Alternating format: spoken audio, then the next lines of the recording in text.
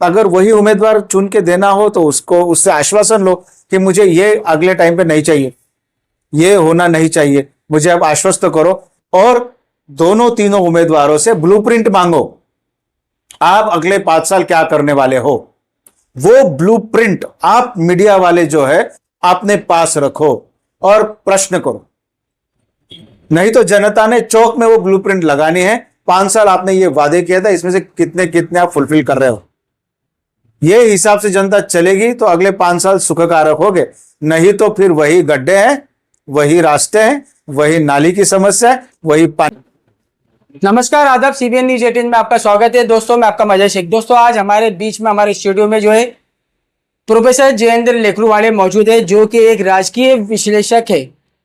आज हमने उन्हें हमारे एक शो में, आपको नजर आ रहा होगा, विधानसभा महासंग्राम, हमने सर को यहाँ पे बुलाया और वो कुछ एक रोशनी डालेंगे। सर, आप क्या बोलना चाहेंगे? विधानसभा के जो इलेक्शन पे भी करीब है और आज का आप भुसावल तालुके का माहौल देख रहे हैं, क्या बोलना चाहेंगे आप उसमें? अब भुसावल तालुके का माहौल और पूरी विधानसभा का जो इलेक्शन है, अभी कुछ वक्त पहले लोकसभा के इलेक्शन हो चुके हैं और उसका क्या इम्पैक्ट इसके ऊपर होगा, ये सब बातें हम लोग तो बाद में करने ही वाले हैं। लेकिन ओवरऑल माहौल की अगर हम बात करते हैं तो पहले का जो इलेक्शन की पद्धति थी, राजकीय पद्धति थी, वो आज की पद्धति कैसी है, ये थोड़ा सा उसके ऊपर विचार, उसके ऊपर थोड़ा गौर फरमाना हम लोगों ने चाहिए कि पहले विचारधारा के ऊपर खड़ी राजनीति थी और अभी ये राजनीति विचारधारा पर है क्या।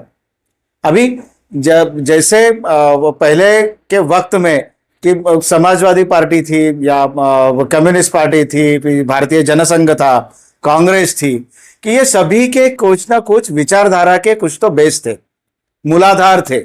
वैसे मूलाधार अभी के राजकारण में है क्या? क्योंकि उनके साथ जो भी कार्यकर्ता, जो भी नेतागण उनके साथ थे, वो नेतागण उस विचारधारा के पक्के अनुयायी थे। वैसे पक्के अनुयायी आपको अभी नहीं दिखाई देंगे। अभी जहां पे मेरा स्वार्थ है उस जगह पे मैं जाऊंगा, इलेक्शन लड़ूंगा और नेता बन जाऊंगा। तो ये स्वार्थ का राजकारण अभी जो यहां पे आ गया है, वो स्वार्थ का राजकारण ये स्वस्वार्थ का है। और ये स्वस्वार्थ में से, जैसे हम लोग आध्यात्मिक भाषा में बोलते हैं कि जनता का परमार्थ कौन साध्य करेगा, तो वो जनता का परमार्थ साध्य करने वाला व्यक्ति अभी चाहिए। भुसावल विधानसभा के माहौल के बारे में या भुसावल शहर के बारे में या पूरे क्षेत्र के बारे में आगे आप चर्चा करें, यहाँ पे बड़ी बहुत सारी समस्याएं हैं। यहाँ पे बढ़ती गुनहगारी है जो सामाजिक समस्या हो चुकी है। यहाँ पे आरोग्य की समस्या है जो साफ सफाई होना चाहिए, कर रही है नगर पालिका, उनके हिसाब से काम कर रही है, लेकिन वो पुख्ता है, पक्का है, परमानेंट है, यहाँ पे क्वेश्चन मार्क लग जाता है। फिर यहाँ की सामाजिक तो मैंने बोल दिया, आरोग्य की समस्या बोल दिया, राजकारण राजनीति की समस्या, विचारधारा पे पक्के राजनीतिज्ञ है क्या, यह भी एक प्रश्न चिन्ह है। यहाँ पे नौकर पेशा लोग ज्यादा रहते हैं, कॉस्मोपॉलिटन स्ट्रक्चर। यदि आप पूरे नासिक विभाग में जो भुसावल आता है, तो ये नासिक विभाग के अंदर कॉस्मोपॉलिटन अकेला शहर भुसावल है। आपको बता दो, यहाँ पे हर धर्म के, हर मजहब के, हर तरह के लोग यहाँ पर है। यहाँ की उनकी जो जरूरतें हैं, ये जरूरतें बहुत बेसिक है। हमको साफ सुथरे रास्ते चाहिए, हमको ड्रेनेज सिस्टम प्रॉपर चाहिए, हमको साफ सुथरा पानी चाहिए। 3 समस्याओं से ये जूझ रहे पिछले अनेक वर्षों से। बाजू में तापी नदी है, पानी बहुत है, लेकिन साफ पानी हमारी तरफ पहुंचता नहीं, क्योंकि प्यूरिफिकेशन यंत्रणा 60 साल पुरानी है।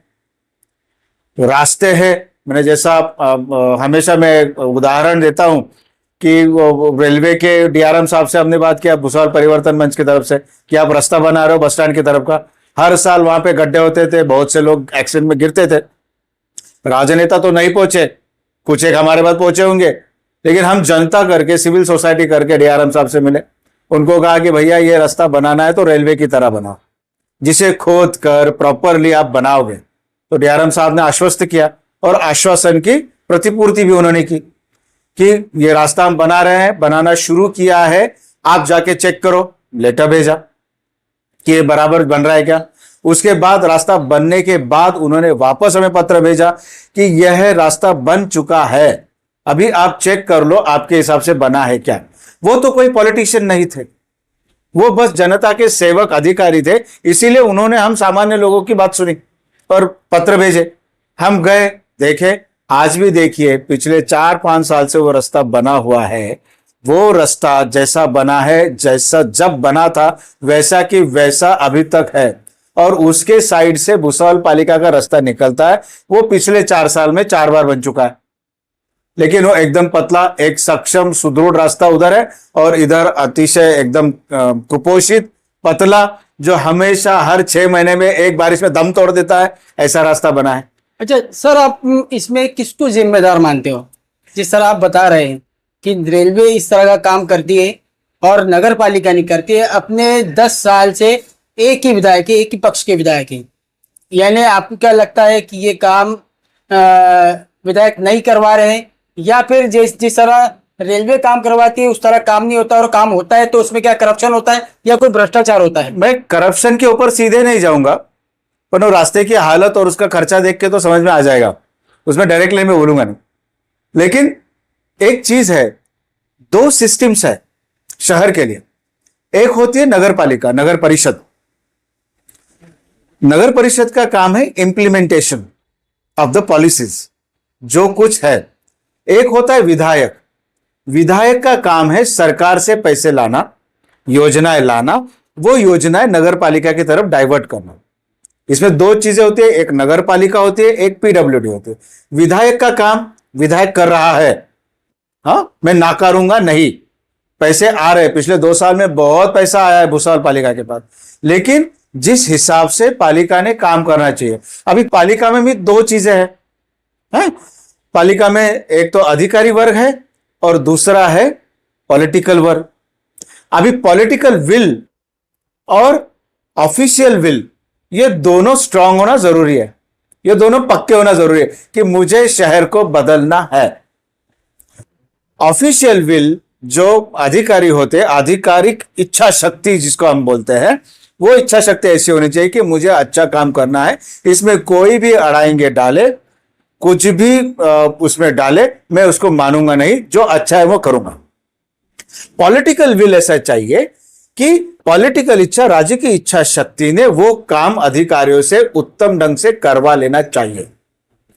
ये दोनों ही इच्छा शक्ति नगर पालिका की कमजोर है। ये इस बात का मुझे भुसावल का नागरिक होते हुए खेद है कि ये दोनों इच्छा शक्ति प्रॉपर ढंग से काम नहीं कर रही है। रास्ता बनाना है, आप देखो भुसावल में रास्ते कैसे बनते हैं। रेलवे का रास्ता बना, उसकी खुदाई हुई, उसके बाद रास्ता बना लेवल अप करके। भुसावल के आपके गली का हो, इनके गली का हो, किसी गली का रास्ता हो, सीधा उसके ऊपर आते हैं, कंक्रीट डाल देते हैं, या तो पेविंग ब्लॉक डाल देते हैं, या तो वो गिट्टी और सब कुछ डांबर डाल देते, हो गया रास्ता। ये रास्ता टिकने वाला है? एक बारिश, ईश्वर भी इतना करामती है, मैं बोलूंगा, जब भी ये रास्ते बनाते तो जोर से बारिश हो जाती है और सीधा एक्सपोज कर देता है कि देखो किन लोगों को आपने सत्ता में लाया है। बड़े बड़े गड्ढे रास्ता बनने के बाद फिर भागते हैं। मैं आपको एक बात बता दूं, रास्तों की आपने एक चीज निकाली है, तो हर रोड का डिफेक्ट लायबिलिटी पीरियड होता है 5 साल। ये 5 साल के अंदर अगर कॉन्ट्रैक्टर का रास्ते में गड्ढा गिर जाता है, कुछ भी डैमेजिंग होता है, तो 5 साल में कॉन्ट्रैक्टर ने इन गड्ढों को ठीक करना है, रास्ते को ठीक करना है। वो defect liability period 5 years for tar road, 5 साल डामरी रोड के लिए और 25 साल सीमेंट रोड के लिए है। अब बताओ ऐसा कुछ हो रहा है भुसावल में? नहीं हो रहा है। एक व्यवस्था जो काम कर रही है, पिन पॉइंटिंग व्यवस्था है, परिवर्तन से हमने देखा है ये नहीं हो रही है। इसलिए जब विधायक की बात करते हैं तो विधायक पैसा लाता है, लेकिन विधायक गलत कहां हो रहा है, मैं उनको भी छुपन छुपाई नहीं करूंगा कि वो जो सिस्टम में विधायक का अंकुश होना चाहिए, विधायक का प्रेशर होना चाहिए, वैसा प्रेशर विधायक का नहीं है। ये एक्सेप्टेबल है, वो विधायक भी अच्छे मित्र है, लेकिन ये वास्तव है, वास्तविकता है, वो लाते हैं, वो कम नहीं गिर रहे हैं। लेकिन ये लोग जब काम बनाते हैं, काम करते हैं, एक्चुअली काम बिगाड़ रहे हैं, उनके ऊपर अंकुश लगाना, उनको रोकना, उनको प्रश्न पूछने का काम भी विधायक का है और विधायक के साथ साथ जनता का भी काम है। आपको एक बहुत बढ़िया एग्जाम्पल देता हूं। आप पुणे शहर में घूमो, पुणे के अंदर गड्ढे नहीं दिखेंगे। क्यों नहीं दिखते? क्योंकि जब पुणे शहर में रास्ता बनता है तो एक बोर्ड लगता है। अभी आप भूसावल की कंपैरिजन देता हूं मैं आपको। एक बोर्ड लगता है, बोर्ड के ऊपर किसी विधायक का थोड़ा बहुत नाम होगा, इसके इसके ये योजना से, लेकिन वहां पे लिखा हुआ होता है कि ये रास्ता बनाने वाला कॉन्ट्रैक्टर ये है, ये रास्ते की लंबाई, चौड़ाई और डेप्थ इतनी इतनी है, इसमें डांबर है या सीमेंट है या कंक्रीट है या स्टील है, ये ऐसा ऐसा यूज होने वाला है। और इसमें अगर आपको कोई प्रश्न है तो आप कॉन्ट्रैक्टर का नंबर और इंजीनियर का नंबर, ये नंबर दिए जाते हैं। हमारे यहां के बोर्ड देखो, अमुक अमुक भाऊ, टमुक टमुक भाऊ के इच्छा से हमारे भाऊ ने यह रास्ता सैंक्शन करवाया, फिर अनेक भाऊ बहनों के नाम होते हैं। वहां पे दिख रहा है आपको बोर्ड कहीं पे? नगर पालिका को हमने कहा कि ऐसे बोर्ड नहीं चलेंगे, अगर गड़बड़ होती है तो सामान्य नागरिक आपको फोन करना चाहिए, वो नंबर दो। नहीं देते हैं क्योंकि इश्यू है। और पुणे के अंदर सामान्य आदमी जाता है, कॉन्ट्रैक्टर काम कर रहा है तो उसको पूछता है वर्क ऑर्डर दिखाओ, वो देखता है, अच्छा ये लंबी रुंदी इतनी है तो लंबाई चौड़ाई उसके हिसाब से देखो, यहां पे गलत है, ये काम सुधरना चाहिए। आदमी जो सामान्य जनता है, सामान्य जनता जब प्रश्न पूछती है तो काम अच्छे होते हैं।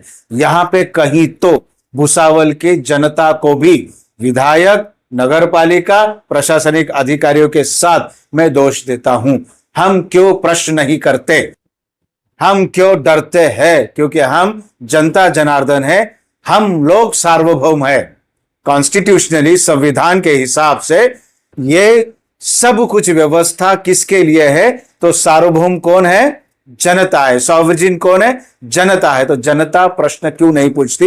यह बहुत बड़ा प्रश्न चिन्ह जनता के लिए मैं छोड़ रहा हूं। सर, भुसावल शहर के तालुके के विधायक आपको तो पता है, लेकिन उनका अभी एक सभा में उन्होंने एक बात कही कि आप मुझे वोट दो, मैं आपका काम करूंगा। विधायक का काम निधि पास करके लाना है। उनका किसी भी तरह का किसी के साथ मतभेद करने वाली बात नहीं होनी चाहिए, लेकिन इस तरह की बात करते हैं और जनता उनसे नाराज है। आप क्या बोलना चाहेंगे इसमें? देखो, नाराजगी जनता की कितने देर तक है? इलेक्शन के दिन तक है क्या? क्योंकि नाराजगी उनके खिलाफ तो पिछले 10 साल से मैं सुन रहा हूं, जनता नाराज है, जनता नाराज है, लेकिन वो चुन के आते हैं, अच्छे मताधिक्य से चुन के आते हैं। तो नाराजगी कहां है? और देखो, ये अभी ये पॉलिटिकल गेमिंग है।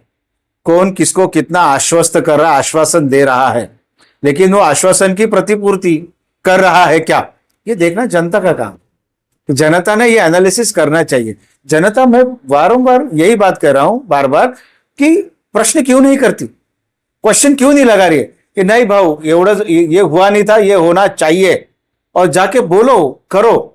करेंगे, करना पड़ेगा। वो आपके सेवक है, वो आपके राजा मालक नहीं है, वो आपके सेवक है। तो सेवक के हिसाब से वो आपकी काम करेंगे।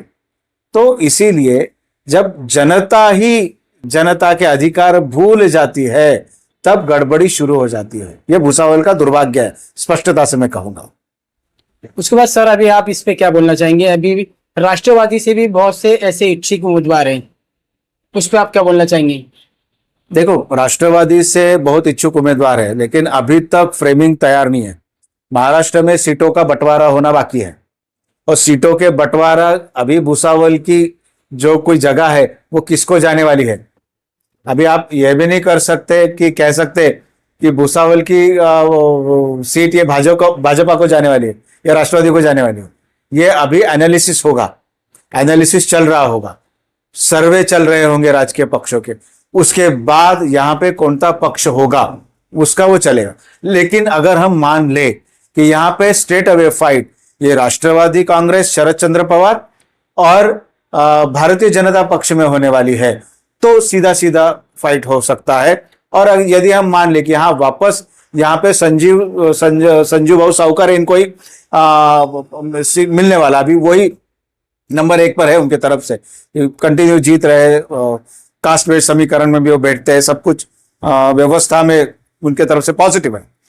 तो राष्ट्रवादी तरफ से उम्मीदवार कौन आएगा? अभी 15 इच्छुकों के नाम हमारे सामने आ रहे, उसमें 2, 3, 4, 5 नाम तो बहुत स्ट्रांग है कि जैसा वो प्रीति महाजन करके मैडम है, डॉक्टर राजेश मानवतकर है, डॉक्टर जतिन मेड़े जो वो राष्ट्रवादी के राज्य स्तरीय कुछ तो नेतृत्व है, उसके बाद भाई जगन सोनवणे है, आंदोलन पुरुष जिनको कहा जाता है शहर का, ऐसे बहुत से लोग हैं, सुरवाड़े जी है। अच्छा सर, आप डॉक्टर मानवतकर के बारे में क्या बोलना चाहेंगे? पिछली विधानसभा में काफी अच्छी टफ फाइट दिए थे उन्होंने, काफी अच्छे वोट, कम तैयारी के बाद भी अच्छे वोट उन्होंने लिए थे, तो आप अभी क्या बोलना चाहेंगे? क्या लगता है कैसे उनकी तैयारी होनी चाहिए? डॉक्टर मानवतकर एक स्ट्रांग कंटेंडर भाजपा के सामने आ सकते हैं।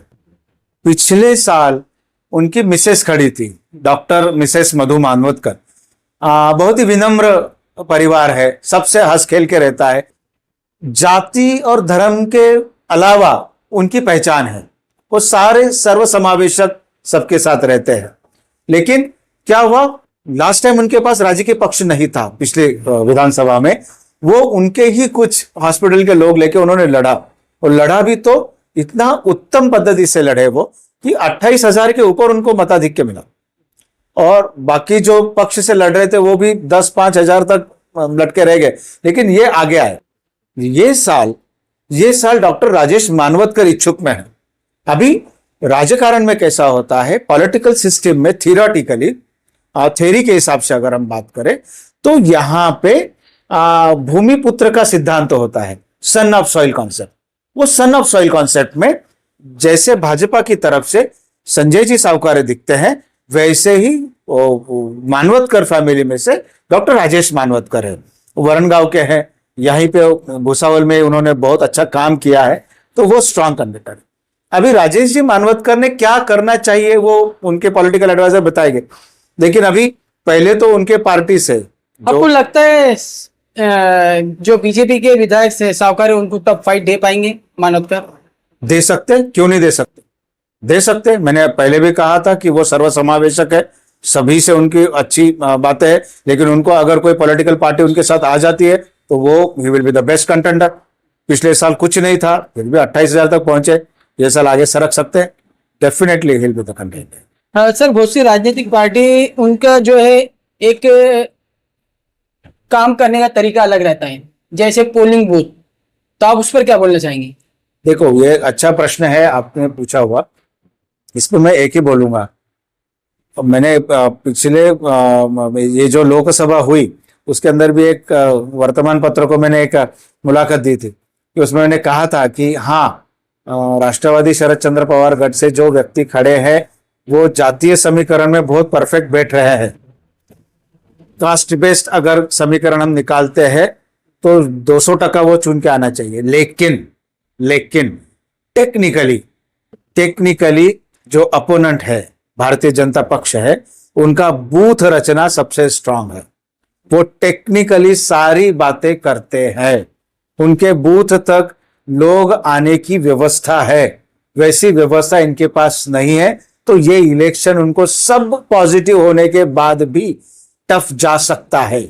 वही चीज मैं आज आपको बता दूं कि जो भी नया उम्मीदवार आने वाला है उस उम्मीदवार को मेरी सलाह है कि आप जो राजकीय बातें हैं, जो चीजें हैं, वो करना जरूरी है। पहली बात मैं आपको बता दूं, जो भारतीय जनता पार्टी पिछले 15 साल से सत्ता में है, जो विद्यमान आमदार होता है वो 5 साल इलेक्शन लड़ता है। 5 साल में वो लोगों से जुड़ना है, लोगों से बात करना है, लोगों के उत्सव में जाना है, घर जाना है, उसका काम ही वही है कि निधि लाना है, मैंने इतना निधि लाया, लोगों को जोड़ना है, फिर वो नगर सेवक है, कार्यकर्ता है, नेतागण है, सबको जोड़ना है, विधानसभा में अपने प्रश्न देना है, यह सब वो 5 साल करता है, वो 5 साल इलेक्शन लड़ रहा है। नया आने वाला आदमी ये 1 महीने में उसको फाइट देना चाहता है।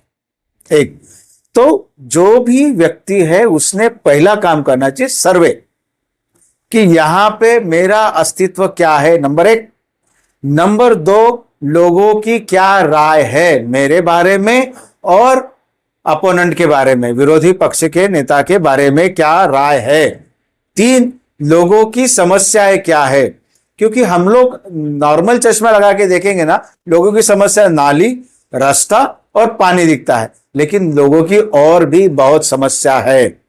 जैसे कि गुनहगारी, बढ़ती गुनहगारी क्यों बढ़ रही है? रोजगार नहीं है।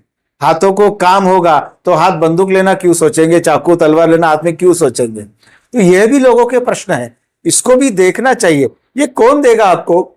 सर्वे देगा। मेरे तरफ से कितने लोग हैं, मुझे क्या क्या कहां कहां करना है, ये सर्वे मस्ट है। सर्वे के बाद जब आपको प्रश्न समझते हैं तो उसके बाद आपको मीडिया, सोशल मीडिया और इन सभी माध्यमों का उपयोग करके, जो भी माध्यम आपके पास हो, आपको आपका ब्रांडिंग मैनेजमेंट करना है। क्योंकि आप, जैसे एग्जांपल डॉक्टर राजेश मानवत कर लो, एक सामाजिक और एक अच्छे आरोग्य दूत के नाम से वो पहचाने जाते हैं, लेकिन इनका पॉलिटिकल ब्रांडिंग कहां है?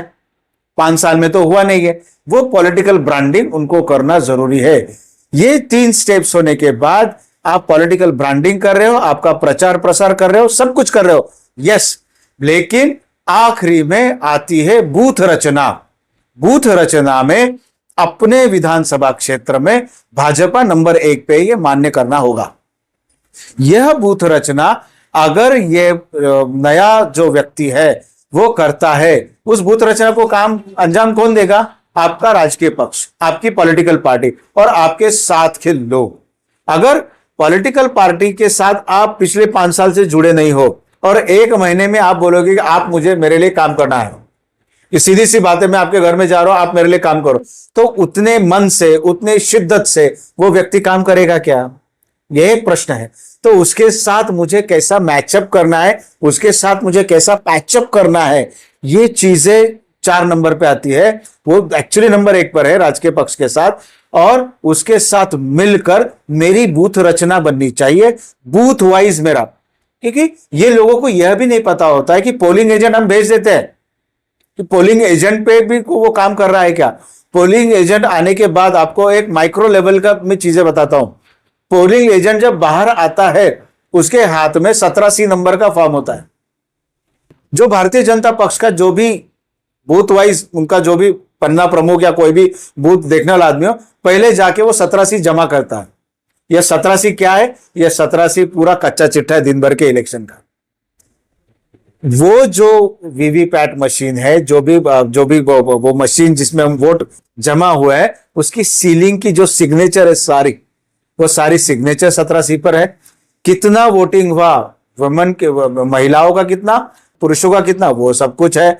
सारा चिट्ठा उसके ऊपर है। उसके ऊपर से एक्चुअल आंकड़ा हमको करता है।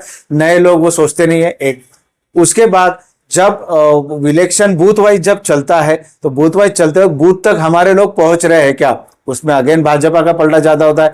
यहां पे ऑब्जर्वेशन नहीं होता कि मन से जो कार्यकर्ता है वो आगे चलना चाहिए, वो कार्यकर्ता पहुंचा रहा है कि नहीं, वो इश्यूज यहां पर है। तो ये सारी जो पंचेंद्रिय में बोलूंगा उसको 5 पैरामीटर्स, ये 5 पैरामीटर्स जो नया आदमी है उसने पूरे मन से करना चाहिए। क्योंकि मैं वापस कह रहा हूं, मैं एजुकेशन फील्ड से हूं, तो कोई भी पेपर का विषय का पढ़ाई करते हैं, एग्जाम देते हैं हम लोग भी। एग्जाम के पहले हम तैयारी करते हैं ना, किताब पढ़ते हैं। अगर आपने बोल दिया और मैंने सुन लिया और मैं वैसे उत्तर नहीं लिखने वाला हूं, मैं जाके किताब पढ़ूंगा। किताब पढ़ने के बाद कौन से संभाव्य प्रश्न मुझे आने वाले हैं उसका एनालिसिस करूंगा। वो एनालिसिस करने के बाद उसे लिखना कैसा है वो मैं करूंगा। ये लिखने के बाद मुझे कितने मार्क्स मिलने वाले तो ये मैं सोचूंगा। तो ये सब सोचना चाहिए। आप तो इतना बड़ा इलेक्शन, कुछ पैसे बहुत सारे, ढेर सारे सब कुछ डाल के दांव पे लगा के लड़ रहे हो, आप पढ़ाई नहीं करोगे। इसीलिए 5 पैरामीटर्स आर वेरी इंपॉर्टेंट, और यहीं पे हम चूक करते हैं। भाजपा के पास पन्ना प्रमुख है। पन्ना प्रमुख जितने पन्ने पे लोग हैं उनके साथ संपर्क करने का काम वो 5 साल करता है। आपके पास है क्या? यदि आपके पास नहीं है तो वो व्यवस्था हम निर्माण कर सकते हैं क्या? अभी 1.5 महीना बचा आपके पास, कैसे कर सकते हैं? सोचो।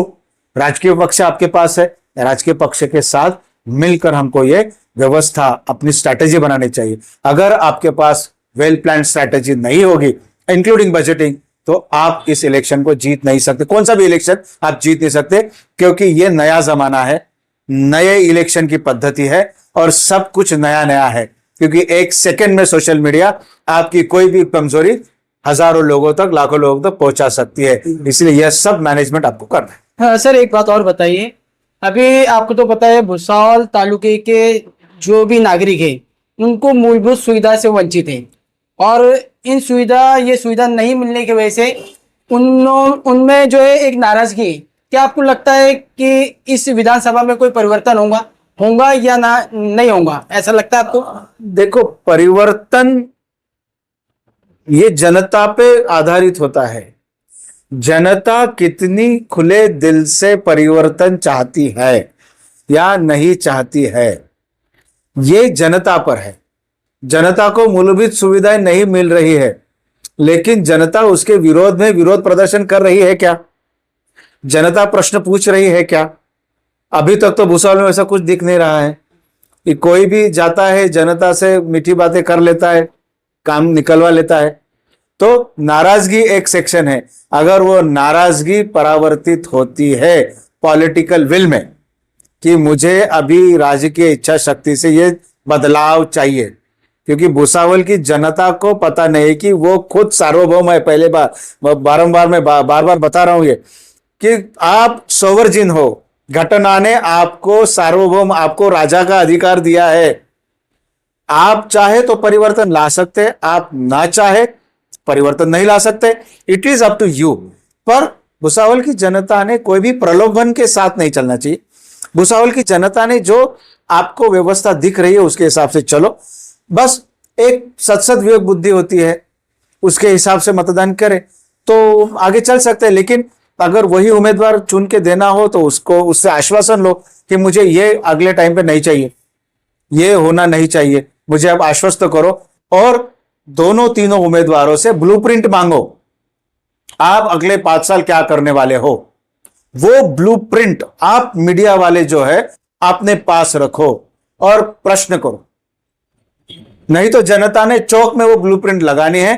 5 साल आपने ये वादे किया था, इसमें से कितने कितने आप फुलफिल कर रहे हो, ये हिसाब से जनता चलेगी तो अगले 5 साल सुखकारक होगे। नहीं तो फिर वही गड्ढे हैं, वही रास्ते हैं, वही नाली की समस्या है, वही पानी की समस्या है, वही धूल की समस्या है। पानी में मिट्टी पीना है, गंदे पानी में मिट्टी पीना है, और थाली में मिट्टी ही खाना है। यही आपको फिर ठीक लगेगा। बिल्कुल, आप देख सकते हैं ये थे हमारे साथ प्रोफेसर जयेंद्र लेकरोवाले, जिन्होंने बहुत अच्छी जानकारी, बहुत अच्छी मालूमात दी। और हमारे इस विधानसभा संग्राम में, इस प्रोग्राम में जो हिस्सा बने, हमारे इस प्रोग्राम का हिस्सा बनने के लिए आप हमारे चैनल को सब्सक्राइब करें और हमारे साथ इसी तरह बने रहिए और देखते रहिए CBN News 18। नमस्कार, आदाब, धन्यवाद। मैं अलविदा लेती हूँ। आपकी इसका दिव्य काम मिले। देखते रहिए CBN। Press the bell icon on the her YouTube समस्या में app आपके and never साथ। miss another हर खबरों में सच्चाई से आपके पास, क्योंकि हम सच दिखाते हैं। हमारे CBN News 18 चैनल को सब्सक्राइब करें। जय हिंद, जय